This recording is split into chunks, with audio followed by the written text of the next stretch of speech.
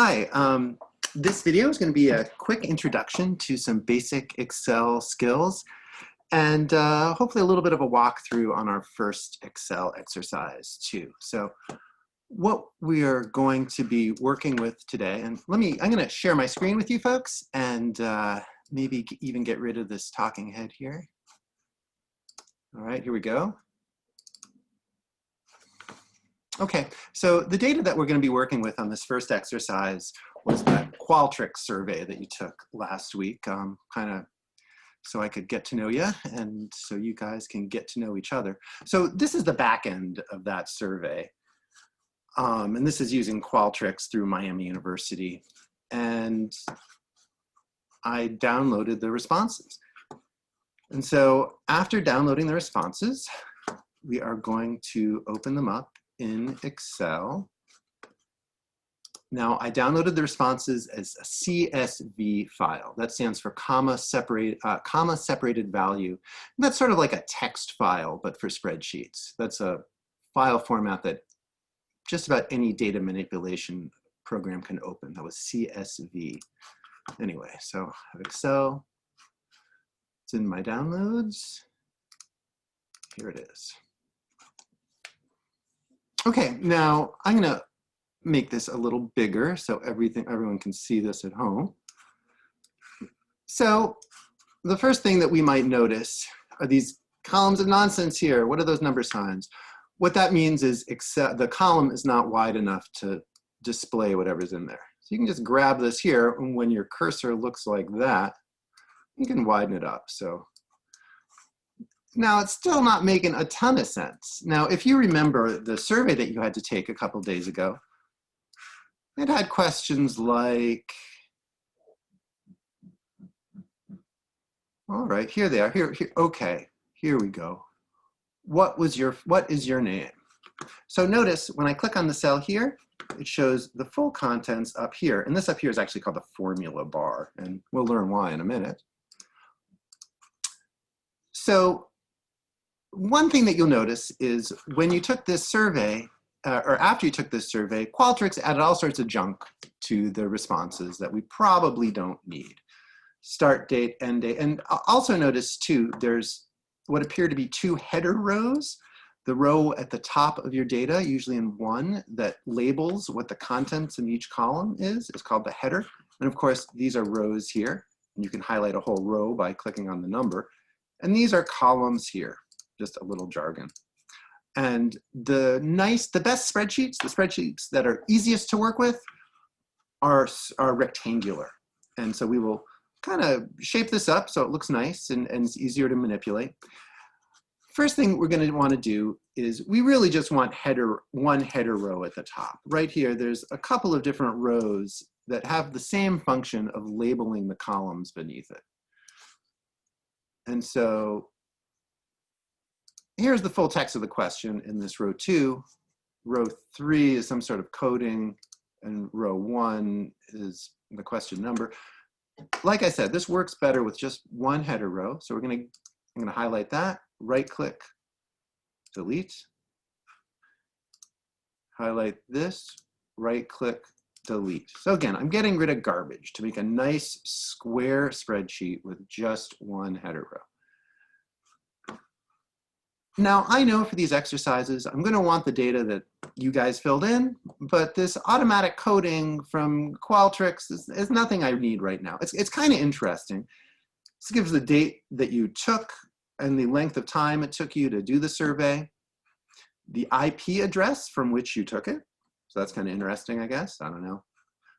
Whether or not you finished, how long you took, all this stuff. Also, it adds a longitude and a latitude from the location where you took the survey. So that's kind of cool, although not really relevant for this one. Although I guess I could use that to see how many of you folks are in Oxford and how many are not.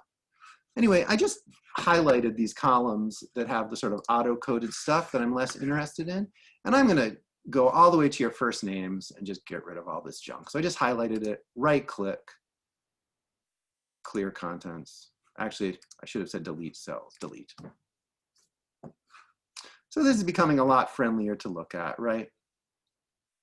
And I'm going to look at these later, this info about this get to know you info, but this is going to work a little easier for now if this is perfectly square. So I'm going to get rid of these last couple of text columns for now. So this is starting to look like a nice spreadsheet. And again, it has a header row at the top, which labels the contents, which are kind of in a list form beneath it. Spreadsheets work better as lists when they are long. They work better than if they are wide. So just something to keep in mind. So the first thing I'm going to do here, and it's not that big a deal on this spreadsheet, but just kind of a handy thing to do. I'm going to go to View here, Freeze Top Row, this one here. And that's just handy because then when you scroll, you always can see your header row. And so one is header, and then all these other rows are columns full of data. Now, if we look down here, we see a count that's telling us how many rows we have here, 24, which means, of course, we actually have 23 survey responses, right? Because we have one header row, 23 responses. Okay, so that was View, Freeze Top Row. So you can do that. And then the next thing that I like to do when I'm playing with a spreadsheet is click on the corner here, and then under this home area, I'm going to add the filters. So you'll notice that was in this home area. I went over here and then clicked on that filter thing, and the check mark is there. What that did is added these little pull-down menus for every column. And these are sort of handy because they let you sort, they let you filter, and well, I guess mostly sort and filter. You can search within the column using these. Now let me show you. So now we added all these arrows. So I'm going to go, see what pronoun do you use? Well, let's just look at all of the people who prefer the she pronoun. So now this is a filtered sheet. If you look over on the left here, all of the numbers are now in blue. That's warning you that it's filtered, and you see missing numbers. So it's telling you you're not looking at all the data. You're only looking at the women lifted to the top. Now, after doing this, of course, if you wanted to have a sheet just with women to do more analysis, or there's lots of, because that was going to be helpful to you, you could just go here, click here, edit, copy, and then I'm going to go down here. Now notice this is called an Excel workbook, and the workbook can have multiple sheets. Down here is a sheet. So this is the first sheet. I'm going to add a new sheet. It's calling it sheet 1. Edit, paste special, values.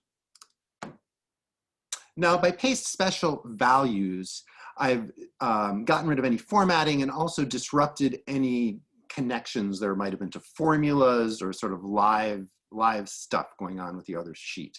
And we can kind of explain, that'll be more clear why it's important to do that as we learn more stuff. But copy, paste special values in general when you want to create a new clean sheet. This is all the women, I don't know. All right, so going back here to our filtered sheet. And let's see.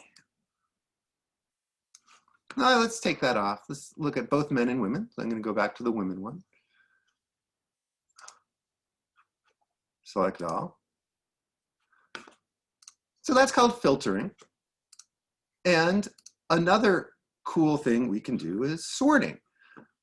Sorting will put these in order from lowest to highest or highest to lowest. So I'm going here to let's go to the last names. Sort ascending, A to Z. Now you'll notice when I sorted, it moved all the other columns to match, the first one. So Megan Ambrosia is first alphabetically. And so when we switch it to put her first, it moves all the other data associated with that name. The whole row moves. In general, in Excel, these numbers do not go with the data on them. There's not an ID number. Some database programs use ID numbers to permanently identify each row. not Excel. So those numbers switch around. You can do something called sort within a column.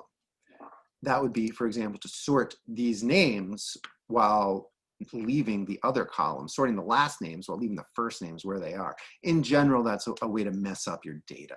And before Excel will let you do that, it gives you a scare warning to tell you, are you sure you want to do this? And the answer is usually no when you get that. The way that you get this error is if you try to filter without, my recommendation is to put these sort filter columns on the whole sheet at once, like this, highlight the whole thing and put these on.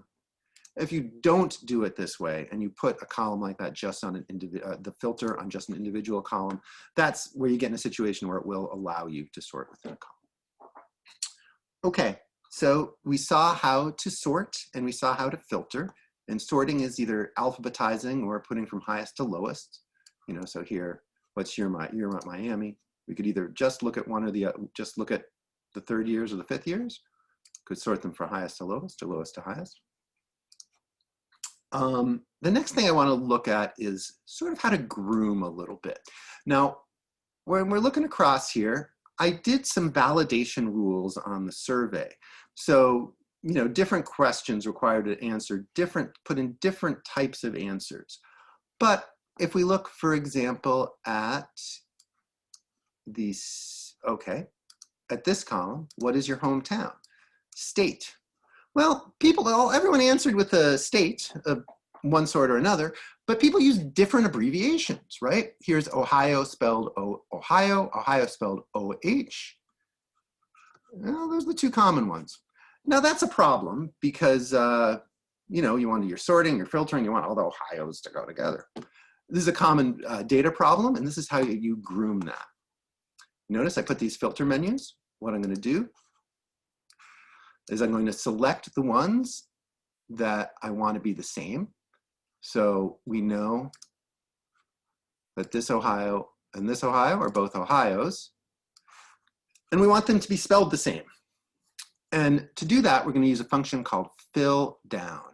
This is pretty simple. I'm going to click on this top one, and then when that cross is the little black cross like that, and I double click on it, it basically fast forwards through the function that you can also get to by going to edit fill down. And what it does is it applies this top value to all the other columns or all the other cells in the column. And it will actually do that with a formula too. And we'll see that in just a minute. But for the data grooming, so let's select all again. Okay. And so now we fixed that, right? There's only one spelling of Ohio. And let's look here again to see what we got. See, look, now there's only one Ohio, Connecticut, Illinois, two different spellings of Illinois, right? So let's fix that too. Illinois, Illinois. And again, if you go and get that little black cross, that is the same as the edit fill down function, which we're going to go over in a little bit, but all right. And now this is called grooming, and we've sort of fixed this column now. And you need to do this if you want to do functions where you're adding up all the Ohio students or stuff like that. And let's do the same thing for what is your hometown country. We have a lot of different people from the USA, which they've spelled 4 different ways even. Let's see.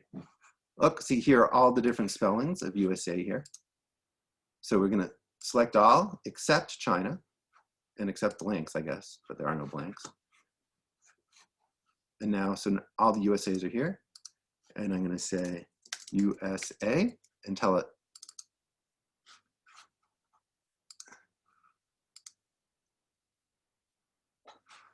Okay, I hope it makes sense intuitively why we want to do this step, right? So everything's spelled the same way. That helps us, again, do things like pivot tables, do different kinds of computations. It helps lots of ways. Consistency is good. All right. So the next sort of thing I wanted to show you in our intro to Excel here is formatting. So Excel is usually pretty good at guessing what the format, hold on a second, let me get in at home. All right, here we go. Excel is pretty good at guessing what kind of data you have. And there's different kinds of data here, of course, right? These first two columns, what is your name? This is either called text data or string data, right? It's a bunch of letters. You can't do anything with text or string data other than, pretty much put it in alphabetical order, right? Or maybe you can make abbreviations or stuff, but you can't do any math with string data. You can't figure out averages and stuff. So like names are string data. Alphabetical order, not too much else. And Excel calls this general, no specific format. He, she, that's, general too. But then we're getting to different, and all of this is sort of string data. None of these are things, some of the things you can map, which is cool. So there's different stuff you can do with these, but as far as data, they're string. You can't add them, you can't divide them. Now we're getting into numerical data though, right? Your year at Miami. This is something you can perhaps average, I don't know. And here we go. How much did you expect to earn the year before you went to Miami? Clearly numerical data.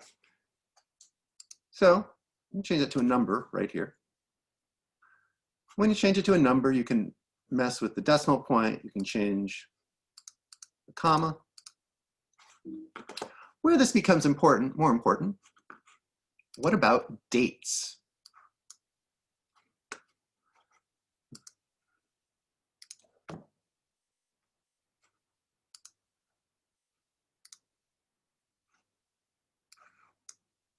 So when Excel recognizes that a number is a date,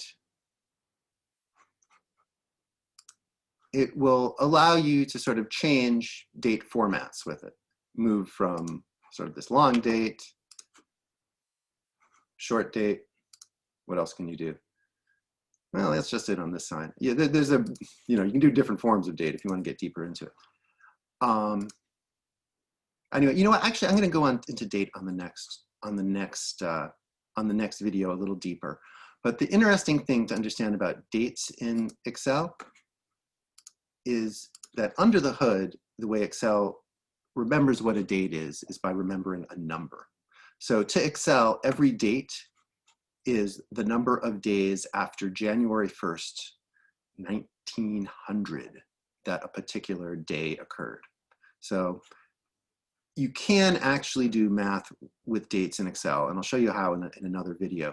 And the way to sort of play with dates in Excel is to remember what they mean and what these numbers are. And I see this by converting from a date to a number. What this number means is the number of days after January 1st, 2001 that this particular date took place on. And knowing that lets you figure out the time between dates by using subtraction, for example. All right, but we'll deal with that later. And there were two more things I wanted to show you today. Well, actually, probably three more things.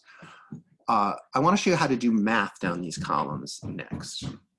So whenever you're adding down the column, what you're really doing is sort of summarizing across the whole data sheet, because data in spreadsheets in general is set up with one row per entry. And so when you're adding them up, you're summarizing the whole thing.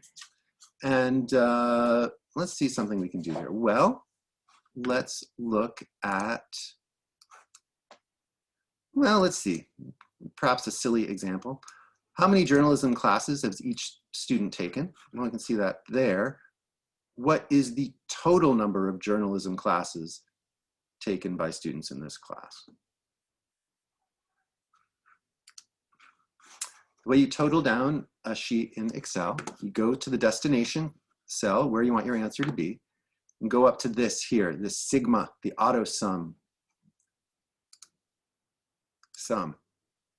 And then you'll notice it puts this formula down here and also up here. It's usually pretty good at guessing the formula that you want to do, but here, because of this blank in the spreadsheet, it didn't do as good a job. It's saying, I'm going to sum up Q15 to Q24. But I actually want everyone in the class. So I'm going to grab this. Whoops. Well, you know what? I can just go Q1 to Q24 down there, and it does it right. Or if you're a little more careful than I just was, you can grab it at the corner here and move that around by hand. So up here in the formula bar, it just shows the formula that we ran, sum that to that. And down here, it's only showing the answer. That's remembering both things. So formula up here. Okay, so that's the sum of all the journalism classes everyone in the class took. Maybe a more reasonable thing to ask is, well, what's the average number of journalism classes everyone in the class took? So I'm just going to delete that. Do the same thing, go to that cell, auto sum, average. Average to Excel means the mean. So let's see. So let's try that again. Auto sum, average. And again, it didn't really pick the right area. We want it to do from Q2.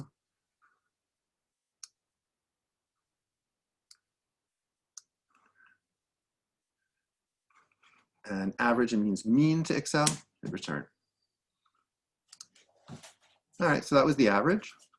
And here's the formula up here. Did I do the sum right? Let me check the sum again. I'm just going to type in sum.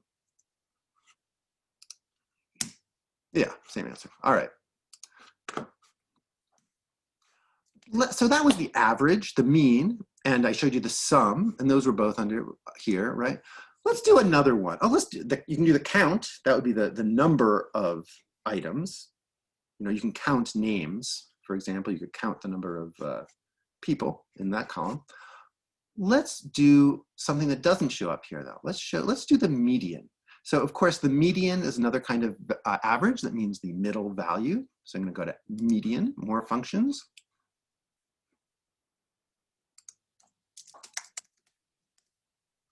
And click on that. And again, it tries to build that formula for you. As you might guess, the formula for median is called median.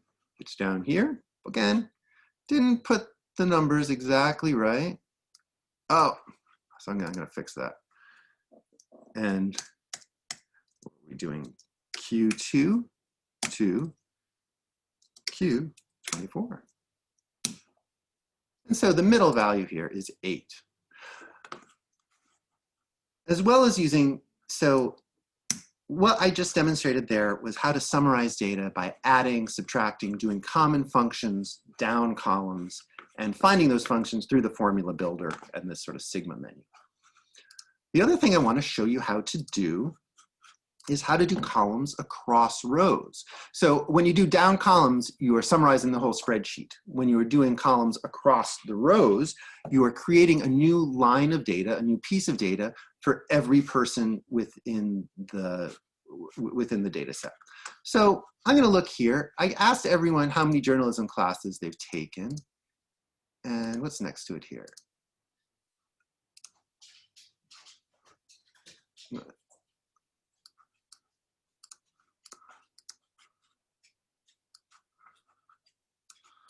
Oh, I'm sorry, I'm having trouble. Oh, it's giving me problems because it has this weird thing going on here. All right. So how many journalism classes have you taken at Miami? How many other MJF classes have you taken? Well, let's figure out how many total MJF classes people have taken. So I'm going to look at how many journalism classes they've taken and add to that the number of other MJF classes. So first thing, because it's going to be a new piece of data for everybody, I'm going to insert a new column. And I'm going to label it in the header row.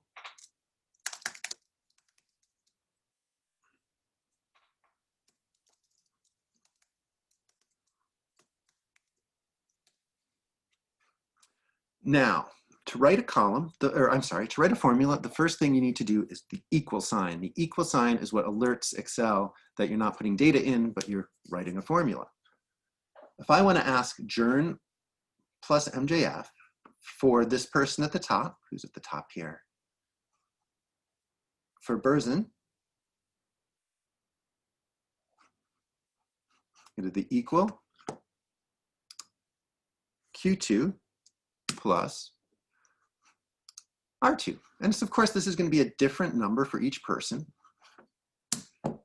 So Berzin has taken 24. Now, I want to apply this same formula to everybody else. And you can do that using that edit fill down thing that I was showing you with the data grooming. So here is the actual value. If you look up here, there's the formula. And if you fill this down, it will fill in the formula, but updating the row numbers so it's correct for everybody. And so you can do it quick and dirty like that. Or edit, fill down. Oh, I'm sorry. I'm the wrong one. Gotta highlight that one. Edit, fill down. What's going on here? Is that how you want it? Edit. Well, third time was the charm. Okay, so those last three skills, we learned how to do add and subtract to formulas down columns and also across rows. So here we just did something across the rows. This plus this equals that. Of course, as well as just simple addition and subtraction, you can also do more complicated formulas such as percent change, the formula for which you have in, all over the place and probably know by heart, I would think. So, instead of Q2 plus R2, you can enter any kind of formula in here. So where you have the different pieces of data on the row. I think in the homework, I ask you to compute percent change over some of these columns using the formula new minus old over old times 100. So very good. Oh, one last thing. Well, let me show you that very quickly. So I'm going to run a percent change between these two figures, between this one and this one.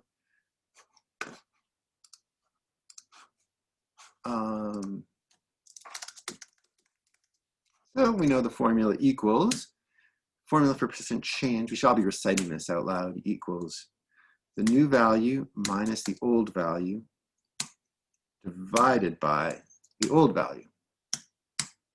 So in this case, we know that the new value is the later data set. Whoops. The new value minus the old value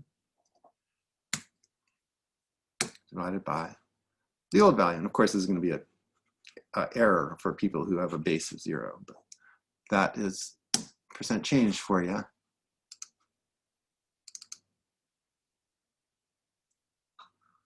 Okay. And if you multiply it by 100, it'll look like percent. Or if we go and change it here in this formatting, that turns it into percent. Now, these are some kind of crazy looking numbers.